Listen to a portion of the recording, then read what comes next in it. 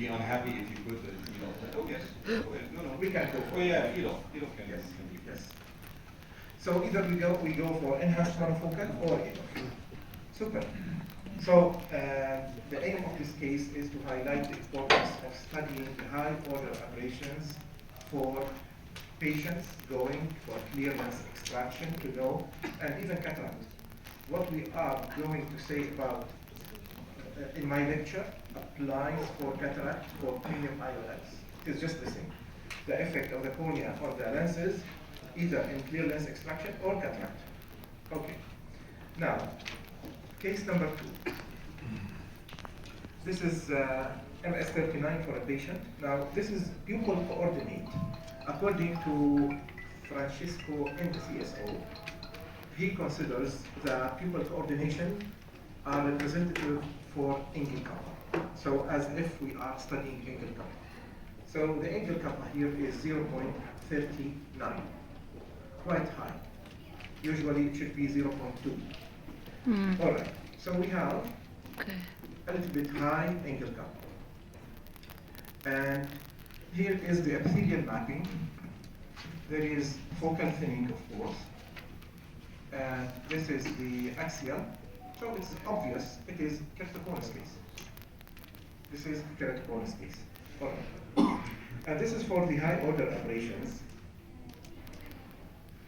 In the CSO, either Cyrus or MS39, we cannot select. We cannot say we want only these 5 higher aberrations and then study the RMS. It gives us the total, okay? 6 orders until the order of 6. That's why the cutoff value for the RMS is considered higher, so 0.7 for the RMS in CSO. Okay, here it is above 0.7. And we have to know on the account of what? Is it on the account of spherical aberration or vertical coma?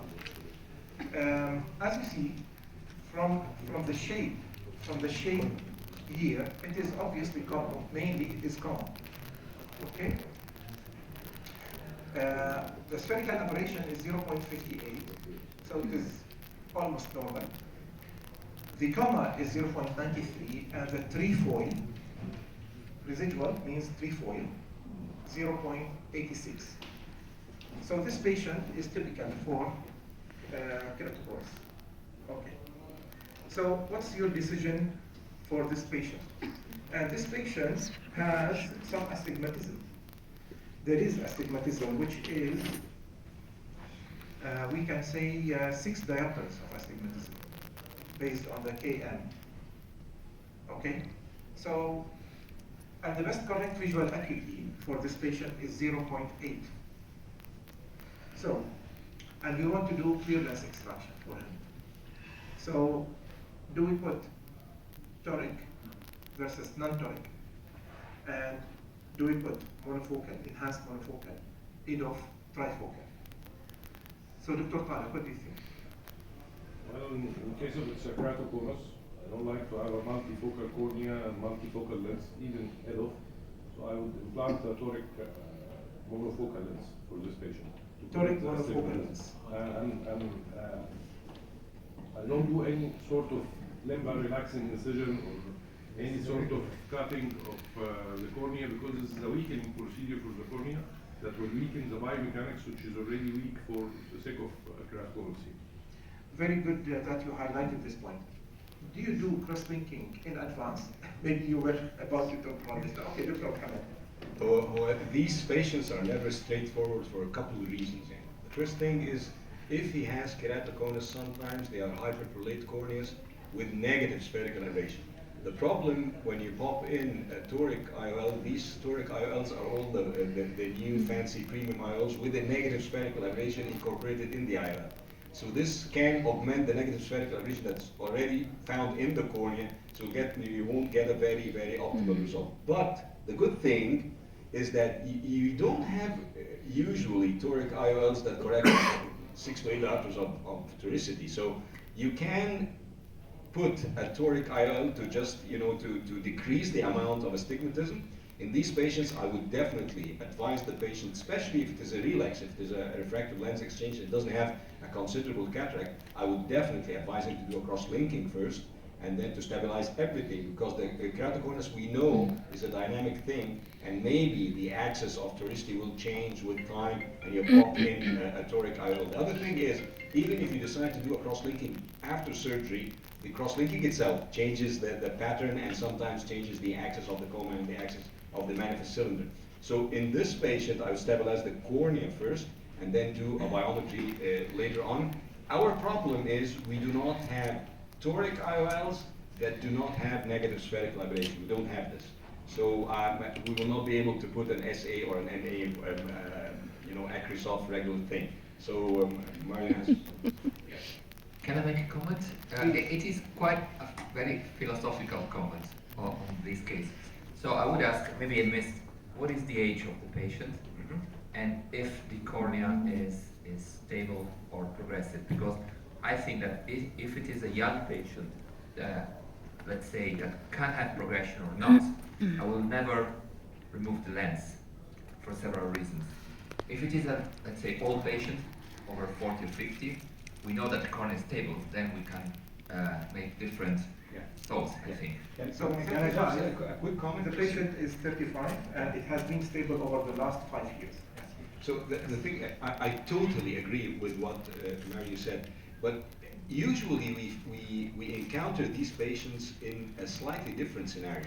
These are patients that we did a DELC or a BK for, and then 5 years out they develop a cataract, and they're youngish and they have this sort of topography. Then we have all the right to go ahead and do a phaco for. But of course, if this is a youngster that like in his 20s and have a keratoconus, the last thing I would like to do is to do a clear lens extraction of these patients. He does have a decreased corneal rigidity and a decreased scleral rigidity. He can end up with a retinal detachment, and it will be, complexing the case much more than what it is right now. So I wouldn't do a lens extraction for this patient unless he has a considerable cataract. And from our experience, keratoconics do not develop a considerable cataract unless you do a penetrating keratoplasty or a delta. Or if the patient had previous VKC and used steroids yes. for a long period of time. Yeah. So let's assume that this is the case, Yeah. and we want to remove the cataract. How about, there is a comment, please, yes.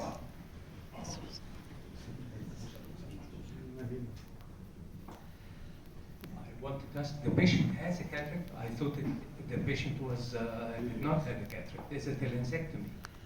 It was like this, but we are just putting, changing the scenarios just to discuss from different.